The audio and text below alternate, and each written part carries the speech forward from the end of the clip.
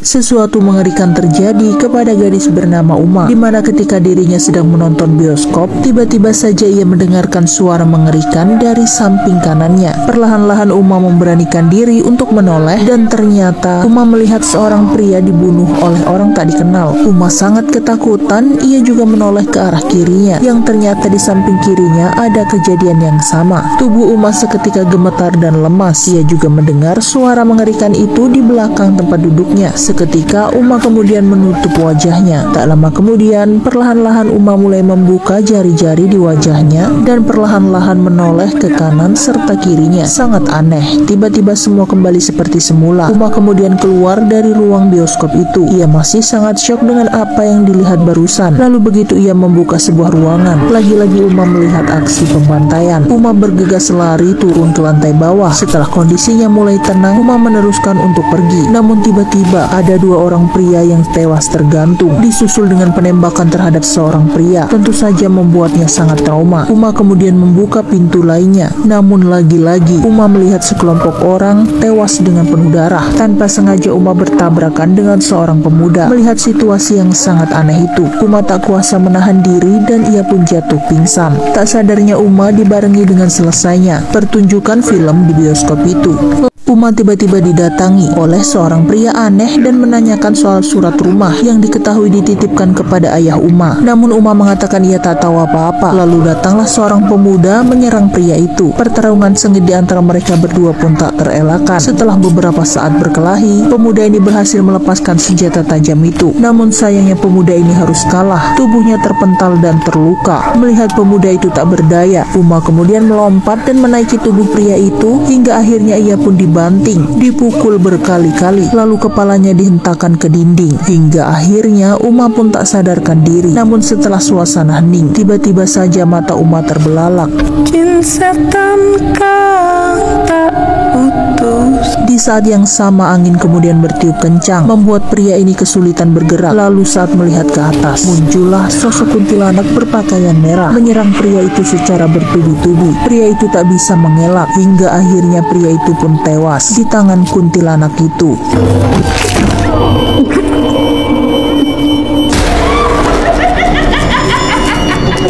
Di lain tempat, seorang kakek sedang melakukan ritual dengan memukuli tubuhnya sendiri. Saat yang sama, seorang wanita masuk ke dunia lain, di mana tempat itu penuh dengan makhluk-makhluk aneh. Makhluk-makhluk itu bukanlah manusia. Selain itu, tak jauh dari sana ada sesosok anak kecil kembar dengan rambut berwarna putih. Wanita itu kemudian menuju sebuah lubang yang berada di salah satu pohon. Perhatikan lubang yang ada di pohon ini. Tak lama kemudian datanglah seorang wanita membawa sesuatu di tangannya. Setelah meletakkan benda itu, muncullah sepasang tangan dengan kuku-kuku yang tajam mengambil benda yang diletakkan oleh wanita itu. Sementara di sekeliling wanita ini muncullah beberapa makhluk yang sangat aneh. Wanita ini kemudian menunjukkan sebuah keris pusaka yang membuat makhluk di dalam lubang pohon itu seketika terdiam, lalu mengeluarkan suara hingga membuat angin bertiup kencang dan makhluk itu pun bersembunyi kembali di dalam pohon. Begitu juga dengan makhluk lainnya tiba-tiba menghilang. Beberapa saat kemudian, wanita itu kembali di alam nyata. Ternyata ia sedang melakukan ritual untuk menundukkan semua peliharaannya, yaitu berupa makhluk-makhluk halus dengan pusaka yang mereka miliki. Mereka datang dari keluarga Mangkujiwo, keluarga yang sangat kaya raya, memiliki bisnis terkenal hingga ke luar negeri. Pada sebuah acara syukuran yang dilakukan oleh keluarga Mangkujiwo, tampak juga Uma hadir di acara itu. Lagi-lagi ketika berada di sebuah keramaian, Uma tiba-tiba seperti berada di dunia lain dan melihat pembantaian yang dilakukan oleh orang-orang. Ia kembali histeris dan menutup kedua bola matanya. Lalu ketika perlahan membuka, semua akan kembali seperti semula. Uma kerap mengalami hal yang sama ketika sedang berada di sekumpulan keluarga Mangkujiwo. Di tengah meriahnya pesta yang mereka adakan, ternyata ada para petani yang sibuk mengusir hama tikus yang mewabah di sawah mereka. Para tikus-tikus itu kemudian kembali ke suatu tempat yang ternyata adalah seorang laki-laki dan perempuan ini. Tikus-tikus itu bukanlah tikus tikus biasa. Mereka datang dari keluarga siluman. Tikus-tikus yang menyerang sawah para warga ternyata bukanlah tikus biasa. Setelah puas merusak padi, para tikus itu akan kembali ke tempatnya. Ya, kedua orang inilah pelakunya. Mereka bersekutu dengan siluman tikus untuk mendapatkan kejayaan serta kekayaan yang membuat keluarga mereka menjadi seorang sultan. Bagi keluarga Mangkujiwo serta pengikutnya, tikus merupakan binatang yang sangat mereka hormati. Bahkan jika mereka menemukan salah satu tikus meninggal, maka petanda buruk akan terjadi. Mereka akan bersedih, menangis seperti seolah-olah kehilangan sesuatu yang sangat berharga. Pada suatu ketika, saat Uma berada di rumah Bati, ia melihat ekor tikus yang sangat besar. Tikus itu memasuki sebuah ruangan gelap yang ternyata di dalamnya ada sebuah ruang rahasia, di mana Pak Tua itu sedang melakukan ritual bersama wanita ini. Seperti biasa, mereka mendatangi sebuah pohon berlubang, yang dimana di dalam lubang itu ada kuntilanak. Ketika Uma memasuki sebuah ruangan, ia menemukan beberapa tikus yang sangat banyak. Tikus-tikus itu kemudian menyerangnya, seolah-olah mendorong Uma agar keluar dari ruangan itu. Kejadian itu ternyata mengundang reaksi sosok kuntilanak yang berada di dalam pohon. Dan tak lama kemudian, wanita ini tersadar. Ia mengatakan tentang Uma. Uma ternyata memiliki kekuatan alami yang bisa bereaksi dengan makhluk-makhluk di sekitarnya. Uma adalah anak dari pria itu. Di hari selanjutnya, Uma kembali memasuki rumah Batik. Ia kali ini menemukan hal berbeda, yaitu seekor tikus yang sudah meninggal. Seketika Uma menjadi cemas. Ia lantas pergi untuk mencari seorang pria bernama Rimba, karena ternyata Rimbalah yang telah membunuh tikus itu. Namun Rimba tak tahu jika tikus itu adalah bukan makhluk sembarangan bagi keluarga Mangkujiwo. Sementara itu, para sesepuh keluarga Mangkujiwo sedang membicarakan tentang persembahan atau tumbal kepada peliharaan mereka. Brotoseno sedang melakukan sebuah ritual. Ia tertidur, kemudian tubuhnya ditutup selembar kain batik. Lalu kemudian seorang wanita membawa dupa berisi kemenyan yang dibakar. Lalu asapnya dimasukkan ke dalam kain batik itu. Setelahnya wanita ini membaca mantra tepat di ujung tubuh Brotoseno.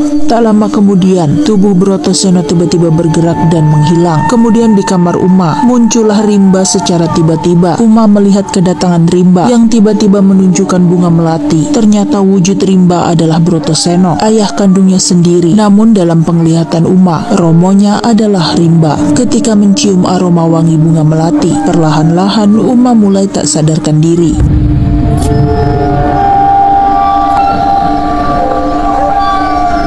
Sementara wanita ini melepas pusaka tusuk kondenya, lalu gerakan tubuh apapun yang ia lakukan akan diikuti oleh Uma. Sungguh bejat kelakuan Brotoseno. Dengan kekuatan ilmu hitam, ia mengelabuhi putrinya sendiri, dan dengan sengaja Brotoseno menanamkan benih di rahimnya. Semua itu mereka lakukan agar terbebas dari kutukan kuntilanak keluarga Mangkujiwo. Setelah Uma tersadar, ia melihat Rimba sudah menghilang dari tempat tidurnya dan hanya ada satu bunga melati. Sementara Rimba yang sebenarnya mendatangi seorang jenderal bernama Amperawan. Rimba mendapatkan informasi bahwa Jenderal Amperawanlah yang telah membunuh ayahnya, lalu menguasai semua harta kekayaan ayahnya. Rimba hendak membunuh Jenderal Amperawan, lalu terjadilah perkelahian di antara mereka. Sayangnya Rimba harus tertangkap dan ditawan oleh Jenderal Amperawan. Ia kemudian diikat lalu dijadikan tawanan. Sungguh bejat apa yang dilakukan oleh Brotoseno terhadap putri kandungnya sendiri. Rimba yang saat itu ditawan oleh Jenderal Amperawan. Mauren yang sebelumnya jatuh cinta kepada Rimba nekat mendatangi rumah itu berniat untuk menyelamatkan Rimba. Namun yang terjadi, mereka berdua justru dijadikan tawanan. Di sini Amperawan membolak-balikan fakta dan mengatakan bahwa Brotoseno ayah Uma lah yang menyimpan semua surat-surat berharga peninggalan ayah Rimba agar hartanya bisa dikuasai. Karena terlalu ikut campur, Amperawan memukul Mauren. Sementara Uma yang baru keluar dari kamar melihat ayahnya memegang kain di mana kain itu sebelumnya dipakai oleh Rimba. Brotoseno mengatakan bahwa ia baru saja melihat Rimba keluar dari rumah mereka. Tak lama kemudian Nyai Kenanga datang dan menghampiri, mempertanyakan apakah Brotoseno sudah melakukan semua sesuai dengan rencana. Kembali lagi di kediaman Amperawan, di depan mata Rimba, Amperawan membunuh Mauren dengan menggunakan stik golf.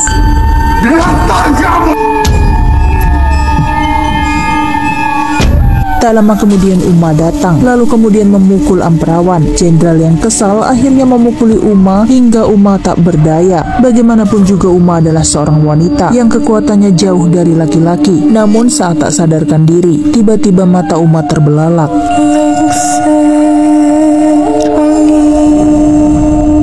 Tak Tak lama kemudian angin bertiup dengan kencang, dibarengi dengan munculnya sosok kuntilanak. Hanya dengan sekali putaran, semua anak buah Amperawan tak berdaya.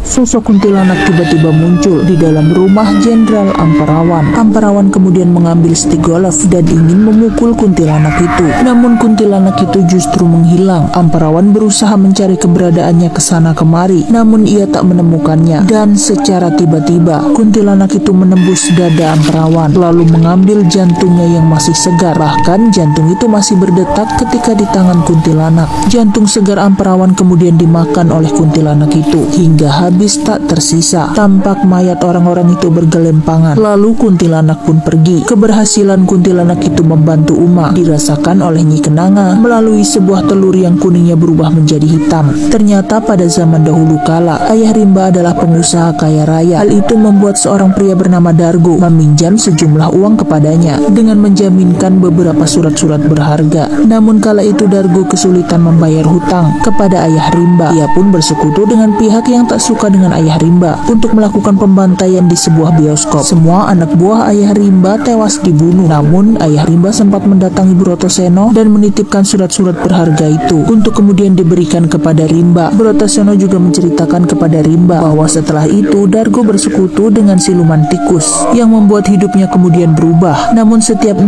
tahun sekali ia harus mengorbankan sesosok tumbal yang masih ada bertalian darah dengan Dargo. Salah satu tumbalnya waktu itu adalah ayah Rimba sendiri. Keributan yang dibuat Dargo di bioskop hanya untuk mengelabuhi kematian ayah Rimba sebagai tumbal. Bahkan karena saudaranya telah habis dan tak bisa lagi mempersiapkan tumbal, Dargo sempat dijadikan tumbal oleh peliharaannya sendiri. Namun akhirnya ia selamat karena Uma. Ini adalah potongan tubuh seseorang yang menjadi berkeping-keping setelah dijadikan tumbal, persembahan kepada siluman tikus yang dilakukan oleh seorang pemuja iblis setiap 6 tahun sekali. Suatu hari Brotoseno menyerahkan surat-surat berharga milik orang tua Rimba sebelum kematiannya. Namun dengan tegas Rimba menolak semua surat-surat itu. Kemudian Brotoseno menyimpulkan Rimba sengaja menolak semua itu karena yang ia inginkan sebenarnya hanyalah Uma. Rimba benar-benar jatuh cinta kepada Uma. Namun mendengar semua itu Nyi Kenanga mengatakan bahwa tidak boleh ada cinta di dalam mangku jiwo kecuali cinta Uma terhadap romonya.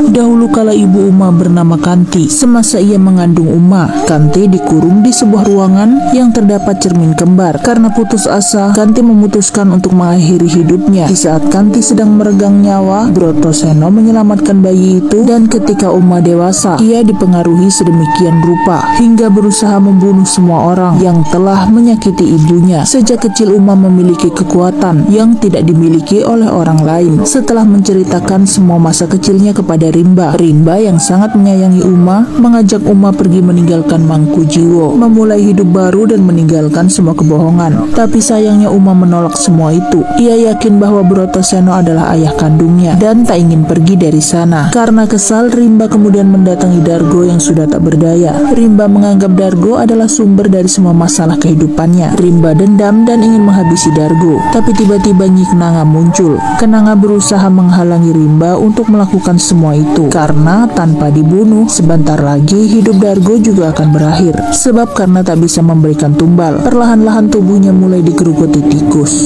Perlahan-lahan tubuh pria ini digerogoti tikus. Semua itu terjadi karena ia tak mampu menyediakan tumbal yang diminta setiap 6 tahun sekali. Akhirnya hidup pria bernama Dargo itu pun berakhir. Begitu juga semua usahanya mengalami kebangkrutan dan hancur. Namun ada hal yang menarik di sini, di mana Nyi Kenanga akhirnya memberitahu sesuatu kepada Rimba, suatu rahasia besar yang selama ini disembunyikan oleh Brotoseno. Kenanga kemudian menutup mata Rimba di depan cermin pusaka. Lalu muncullah sebuah gambar, yaitu sosok pohon besar yang dihuni oleh kuntilanak yang merupakan sumber kekuatan keluarga Mangku Jiwo. Rimba kemudian mempertanyakan mengapa Kenanga memberitahu ia semua rahasia itu. Ternyata dahulu Kenanga bekerja dengan Cokrokusumo. Tugasnya adalah memandikan keris pusaka. Namun Cokrokusumo mengkhianatinya. Cokrokusumo justru menjual pusaka-pusaka yang didapat oleh Kenanga kepada pihak asing. Kenanga kemudian memutuskan untuk berpindah memihak kepada Brotoseno, di mana Brotoseno dan Cokrokusumo adalah adalah dua kakak beradik dan ternyata keduanya sama-sama pengkhianat. Ternyata Cokrokusumo hanya menginginkan pusaka yang dimiliki oleh Kenanga untuk kepentingan pribadinya sendiri. Di sini Kenanga juga membongkar siapa orang tua Uma sebenarnya. Kanti, ibu kandung Uma, sengaja dibuat arwahnya gentayangan hingga saat ini. Semasa hidup ketika mengandung Uma, Kanti terus disiksa oleh Brotoseno dengan tujuan agar kekuatan-kekuatan gaib berkumpul dan menjadikan keturunan Kanti sebagai wanita yang hebat. Lalu setelah Uma dirawat dan dewasa, Uma dipengaruhi sedemikian rupa hingga akhirnya mampu membunuh ayah kandungnya sendiri.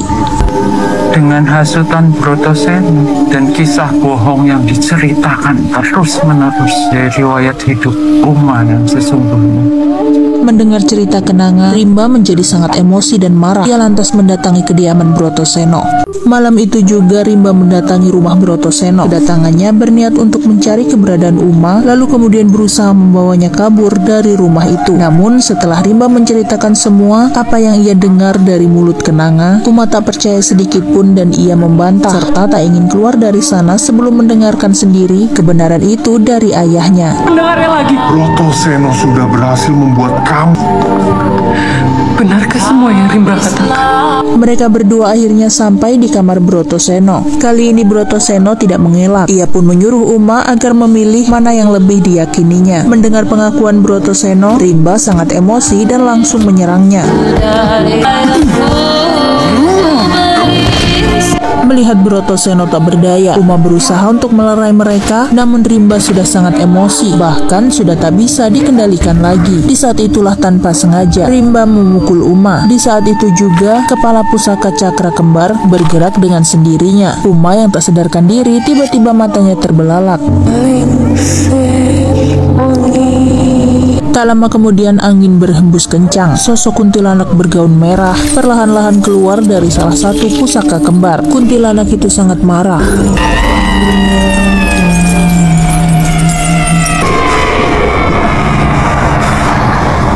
Kuntilanak itu tiba-tiba muncul di hadapan Rimba, dibarengi dengan hembusan angin yang sangat kencang. Rimba saat itu tak mampu bergerak, tubuhnya gemetar ketika kuntilanak itu merangkulnya dari belakang. Kunti kemudian mengangkat tubuh Rimba, perlahan tapi pasti. Ia memutar kepala Rimba, lalu kemudian menjatuhkan tubuh Rimba yang sudah tidak bernyawa. Melihat Kunti berhasil membunuh Rimba, Brotoseno kemudian datang lalu menunjukkan pusaka, membuat Kunti itu pergi kembali ke tempat asalnya.